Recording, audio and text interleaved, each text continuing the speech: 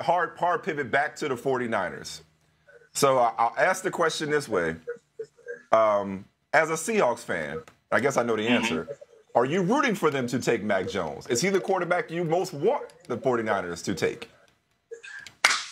Mac Jones. I want them to pick Mac Jones. I want them to pick Mac Jones because he'll fail miserably. He'll fail miserably. And the 49ers will collapse upon themselves, and the myth of Kyle Shanahan, the offensive genius, will finally be destroyed once and for all. I want them, now they all want me, I want them to pick Mac Jones. I don't want them to get Justin Fields or Trey Lance because I think those guys might actually be good. Mac Jones looks like an old-fashioned throwback 1998 quarterback, which will not exist in a conference as tough as the NFC West. So please pick Mac Jones and have Jimmy Garoppolo shipped off to the Patriots or whatever place he's going to go to so he can go model instead of actually playing football on a regular basis. And the 49ers will collapse upon themselves like the overrated star that they've always been. I have to ask both of you a question because we need to unpack this. Speaking of therapy, we need to unpack this. All right. Jason hates every other team in the NFC West. So I'm never counting on you to give anybody credit or to say anything nice about the Niners, Cardinals, or the Rams. That's never going to happen. Okay, that's number one. Both of you seem to be confusing the fact that Kyle Shanahan has a famous surname and is a head coach. I don't know that anybody's called Kyle Shanahan a genius. Nobody said he's an offensive genius or a guru. He may have an offensive background. He may have been an offensive coordinator, but he doesn't have Andy Reid's reputation or anything like that. Nobody calls him a quarterback. Kyle Shanahan love. Nobody calls him a quarterback whisperer. You haven't heard that? Nope. Nobody I listen to. Okay, listen. If I Google right now. Because who exactly is he whispered? Who exactly is he whispered to? Who is he whispered to successfully? If we go Kyle Shanahan quarterbacks, you're going to have a lot of stuff coming up. He gets credit for Matt Ryan's MVP season. He gets credit for Kirk Cousins in Washington. He worked with Matt Schaub, had some success with Matt Schaub.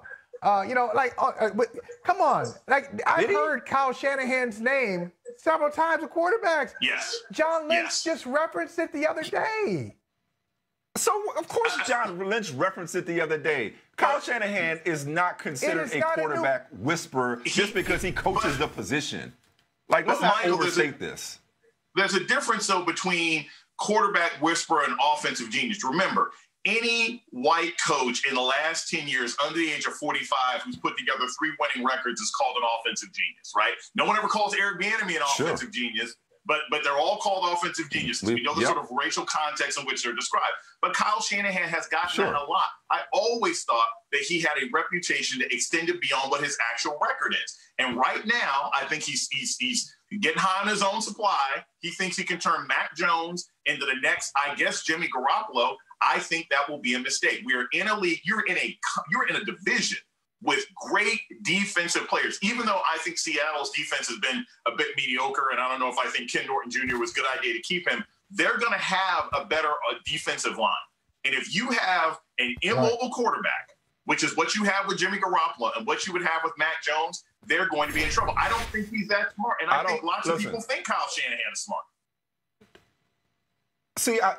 I guess, again, I think you guys are respectfully projecting. Just to be clear, I'm not sitting up here trying to support or defend Kyle Shanahan.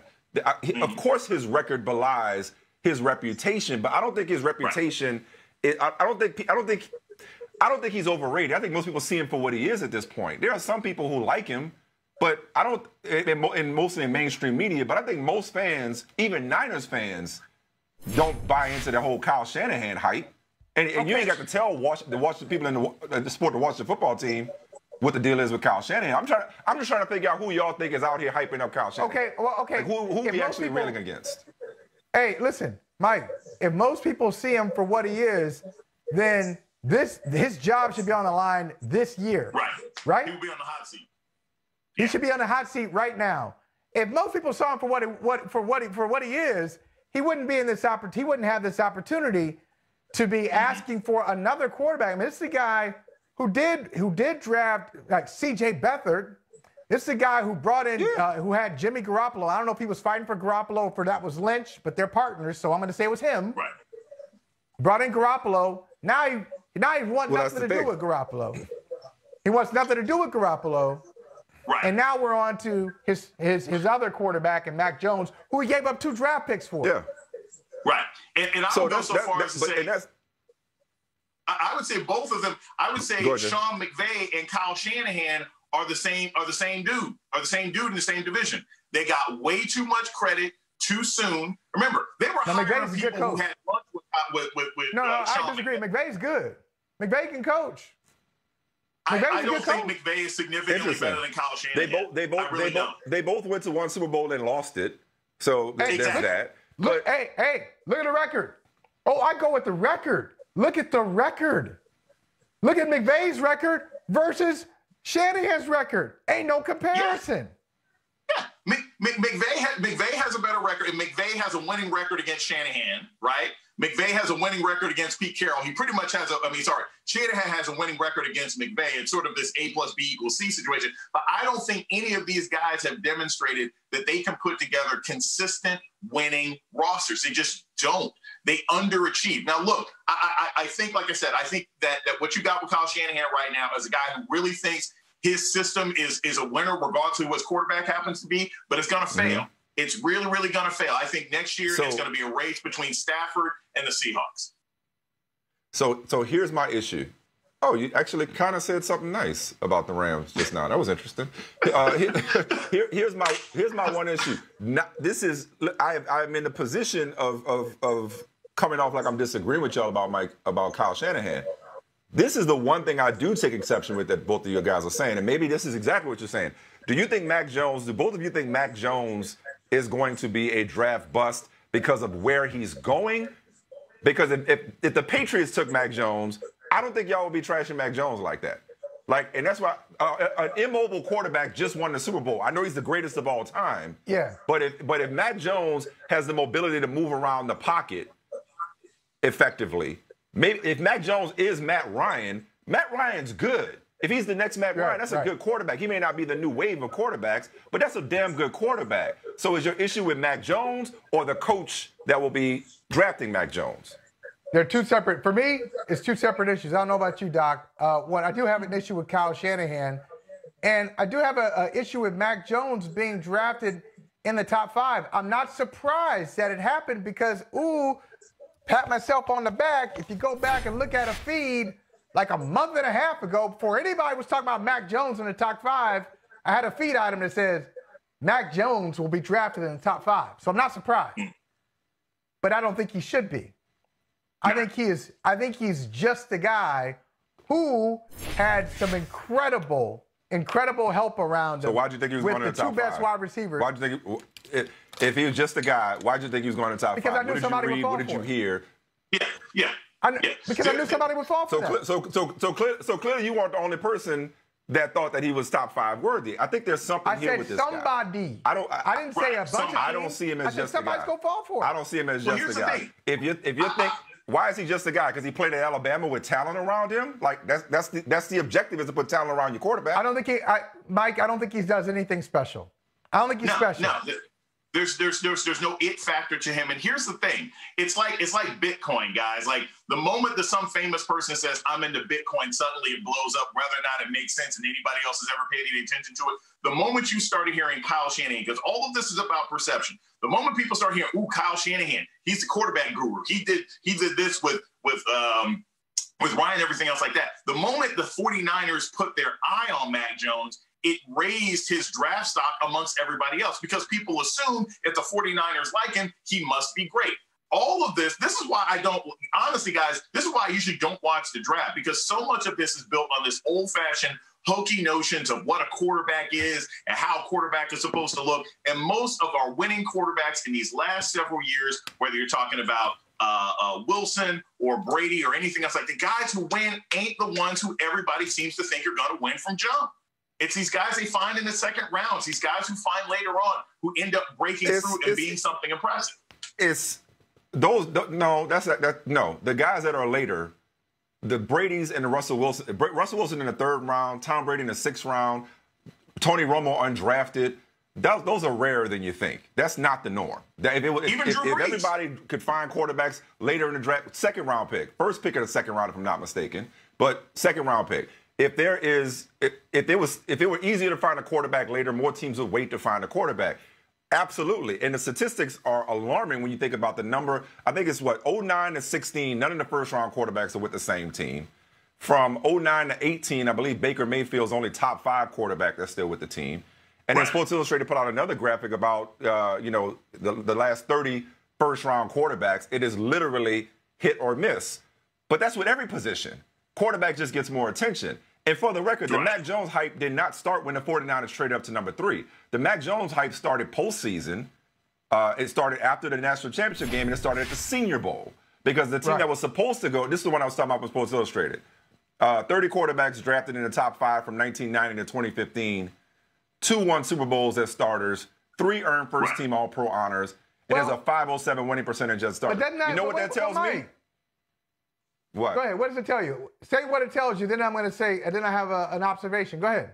What does it tell you? It tells me quarterbacks are a part of the team like everybody else. It may be the most important position, but miss me on winning percentage for a starting quarterback, because if they drafted in the top 5, that means they more than likely went to a bad team, and they just were unsuccessful half the time in turning them around. I believe that the most deciding factor on the success of a quarterback is not the quarterback's DNA, but his destination on draft day. I believe that. I believe few quarterbacks have the ability to turn around a franchise or succeed regardless of where they go. That's very few quarterbacks. Most of them are products of their environment versus their environment being products of them. But then my observation is you're not really arguing with Doc Johnson, because what he just said is the guys who are talked about as these franchise saviors aren't necessarily franchise saviors, and that graphic backs it up. That's not what Doc said. Doc, you said that's exactly what he said. Doc said that the guys who win are the guys who are found later, and I'm saying those guys are fewer and farther between than people realize. They're great stories, but your Brady's, your Russell Wilsons, your Romos, that's not how teams find quarterbacks. Yes, they miss, but all the first-round picks, half the first-round picks miss anyway. Most of them miss anyway, regardless of position. But most of them, I think most of them end up being hyped up. And whether it's Daniel Jones or Eli, Eli is sort of the outlier. But most of these guys don't end up being. It's a good example.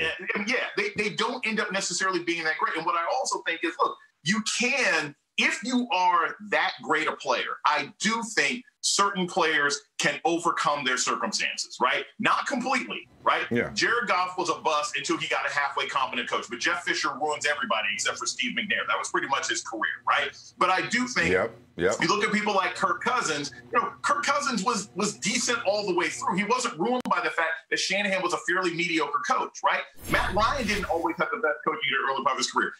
Russell Wilson still managed to achieve, even though you had, Pete Carroll, who basically thought that we should be playing football like it's 1978. If you are that good, you can overcome mediocre coaching. The guys who can't overcome mediocre coaching are your Jimmy Garoppolos, your Jared Goffs.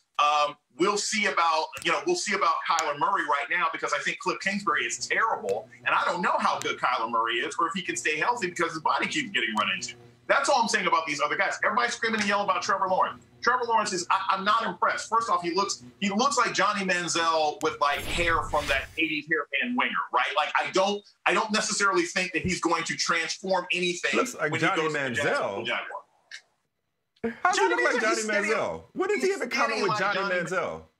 He looks skinny like Johnny. He looks like 6 inches taller than Johnny Manziel. He's got size. He's 6'6".